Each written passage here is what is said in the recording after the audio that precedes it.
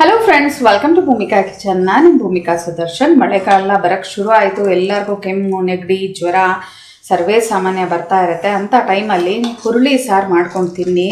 ರುಚಿಯಾಗೂ ಇರುತ್ತೆ ಬಾಯಿಗೆ, ಜೊತೆಗೆ ಇದಕ್ಕೆಲ್ಲ ಜ್ವರ, ಕೆಮ್ಮು, ನೆಗಡಿಗೆಲ್ಲ ತುಂಬಾ ಒಳ್ಳೆಯದು. ಇವತ್ತು ಸಿಂಪಲ್ಲಾಗಿ ಹುರುಳಿ ಸಾರು ಮಾಡೋದು ಹೇಗೆ ಅಂತ ತೋರಿಸ್ತೀನಿ. ಕುಕ್ಕರ್ ಒಳಗಡೆ ಅರ್ಧ ಕಪ್ಪು ಹುರುಳಿನ ಚೆನ್ನಾಗಿ ತೊಳೆದು ಹಾಕೊಂಡಿದ್ದೀನಿ. ಹುರುಳಿಯಲ್ಲಿ ಕಲ್ಲಿರುತ್ತೆ, ಒಂದ್ಸಲ ಕ್ಲೀನ್ ಮಾಡ್ಕೊಂಡು ಹಾಕೋಬೇಕಾಗತ್ತೆ. ಒಂದು ದಪ್ಪ ಸೈಜ್ ಟೊಮೆಟೊ, 1/4 ಟೀ ಸ್ಪೂನ್ ಅರಿಶಿನ, ಅರ್ಧ ಕಪ್ ಹುರುಳಿಗೆ 2ರಿಂದ 3 ಕಪ್ಪಷ್ಟು ನೀರು ಹಾಕೋಬೇಕು.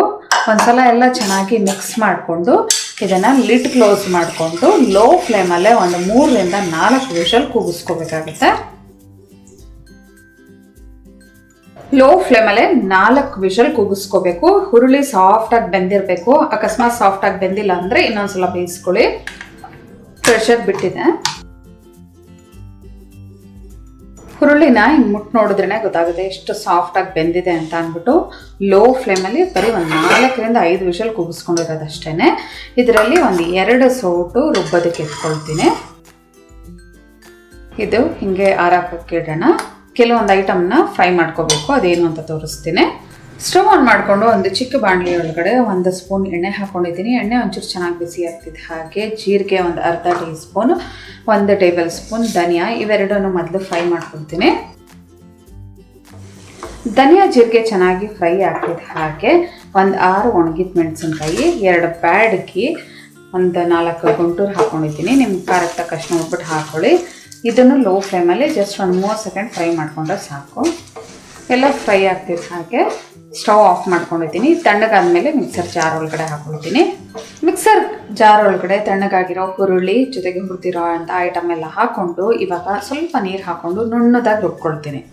1/4 ಕಪ್ಪಷ್ಟು ನೀರು ಹಾಕ್ಕೊಂಡು ನುಣ್ಣದಾಗಿ ರುಬ್ಕೊಂಡಿದ್ದೀನಿ. ನಿಮ್ಮ ಮಿಕ್ಸರ್ ಜಾರಲ್ಲಿ ಧನಿಯಾ, ಜೀರಿಗೆ, ಹುರುಳಿ ಎಲ್ಲ ಒಟ್ಟಿಗೆ ನೈಸಾಗಿ ರುಬ್ಬಕ್ಕಾಗಲ್ಲ ಅಂತ ಅಂದರೆ ಧನಿಯಾ, ಜೀರಿಗೆ, ಮೆಣಸಿನ್ಕಾಯಿನ ಫಸ್ಟು ಪುಡಿ ಮಾಡಿಕೊಂಡು ನಂತರ ಹುರುಳಿ ಹಾಕ್ಕೊಂಡು ರುಬ್ಕೊಳ್ಳಿ.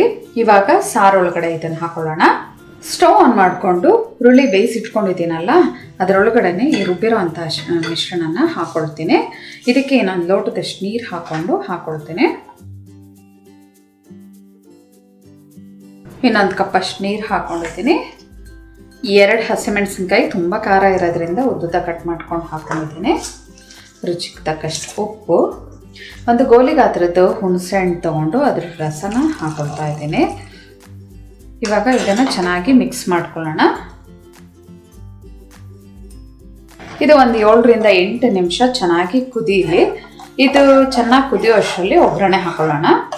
ಸ್ಟವ್ ಆನ್ ಮಾಡಿಕೊಂಡು ಒಂದು ಚಿಕ್ಕ ಬಾಣಲಿ ಒಳಗಡೆ 1 ಟೇಬಲ್ ಸ್ಪೂನ್ ಎಣ್ಣೆ ಒಂಚೂರು ಚೆನ್ನಾಗಿ ಬಿಸಿ ಆಗ್ತಿದೆ. ಹಾಗೆ ಅರ್ಧ ಟೀ ಸ್ಪೂನ್ ಸಾಸಿವೆ ಚೆನ್ನಾಗಿ ಸಿಡಿಯೋದಕ್ಕೆ ಶುರು ಆಗಲಿ. ಜೊತೆಯಲ್ಲೇ 1 ಚಿಟಕಿ ಹಿಂಗೆ ಹಾಕೊಳ್ತೀನಿ. ಸಾಸಿವೆ ಸಿಡಿಯೋದಕ್ಕೆ ಶುರು ಆಗ್ತಿದೆ. ಹಾಗೆ ಬೆಳ್ಳುಳ್ಳಿ 5-6 ಎಸ್ಲು ಸಣ್ಣದಾಗಿ ಕಟ್ ಮಾಡ್ಕೊಂಡು ಹಾಕ್ಕೊಂಡಿದ್ದೀನಿ. ಬೆಳ್ಳುಳ್ಳಿ ಒಂಚೂರು ಕಲರ್ ಚೇಂಜ್ ಆಗಲಿ, ಒಳ್ಳೆ ಘಮ ಬರಬೇಕು. ಬೆಳ್ಳುಳ್ಳಿ ಒಂಚೂರು ಘಮ ಬರ್ತಿದೆ. ಹಾಗೆ 1 ಮೀಡಿಯಮ್ ಸೈಜ್ ಈರುಳ್ಳಿ ಸಣ್ಣದಾಗಿ ಕಟ್ ಮಾಡ್ಕೊಂಡು ಹಾಕೊಂಡಿದ್ದೀನಿ. ಜೊತೆಯಲ್ಲೇ 1 ಗರಿ ಕರಿಬೇವಿನ ಸೊಪ್ಪು. ಈ ಈರುಳ್ಳಿ ಒಂಚೂರು ಸಾಫ್ಟ್ ಆಗೋವರೆಗೂ ಬಾಡಿಸ್ಕೊಳ್ಳೋಣ. ಈರುಳ್ಳಿ ಒಂಚೂರು ಸಾಫ್ಟ್ ಆಗ್ತಿದೆ. ಹಾಗೆ ಈ ಒಗ್ಗರಣೆ ಹಾಕಿ ಕುದೀತಾ ಇರೋವಂಥ ಸಾರೊಳಗಡೆ ಹಾಕೊಳ್ತೀನಿ. ಕುದೀತಾ ಇರೋವಂಥ ಸಾರೊಳಗಡೆ ಒಗ್ಗರಣೆ ಹಾಕ್ಕೊಂಡಿದ್ದೀನಿ. ಒಂದು 7 ನಿಮಿಷ ಇದನ್ನು ಚೆನ್ನಾಗಿ ಕುದಿಸ್ಕೊಳ್ಳೋಣ. ಬಿಸಿ ಬಿಸಿ ಹುರುಳಿ ಸಾರು ರೆಡಿ ಆಯಿತು ನೋಡಿ. ಈ ಹುರುಳಿ ಸಾರನ್ನ ಮುದ್ದೆ ಜೊತೆ ಅಥವಾ ಬಿಸಿ ಬಿಸಿ ಅನ್ನಕ್ಕೆ ಹಾಕೊಂಡು ತಿಂತಾ ಇದ್ರಂತೂ ಏನು ರುಚಿಯಾಗಿರುತ್ತೆ ಗೊತ್ತಾ. ನಿಮ್ಗೆ ಯಾವುದೇ ಒಂದು ನೆಗಡಿ, ಕೆಮ್ಮು ಏನೇ ಇದ್ರೂ ಫಟಾಫಟ್ ಅಂತ ಕಮ್ಮಿ ಆಗೋಗ್ಬಿಡುತ್ತೆ. ಯಾಕೆಂದರೆ ಹುರುಳಿ ಹೀಟ್ ಆಗಿರೋದ್ರಿಂದ ಮೈ ಬೆಚ್ಚಗಿಡುತ್ತೆ, ಆರೋಗ್ಯ ದೃಷ್ಟಿಯಲ್ಲೂ ಒಳ್ಳೆಯದು, ಜೊತೆಗೆ ರುಚಿಯಾಗಿ ಕೂಡ ಇರುತ್ತೆ. ಇವತ್ತು ಮಾಡಿರೋ ಅಂಥ ಈ ಹುರುಳಿ ಸಾರು ನಿಮ್ಗೆ ಇಷ್ಟ ಆಯಿತು ಅಂತ ಅಂದ್ಕೊಳ್ತೀನಿ.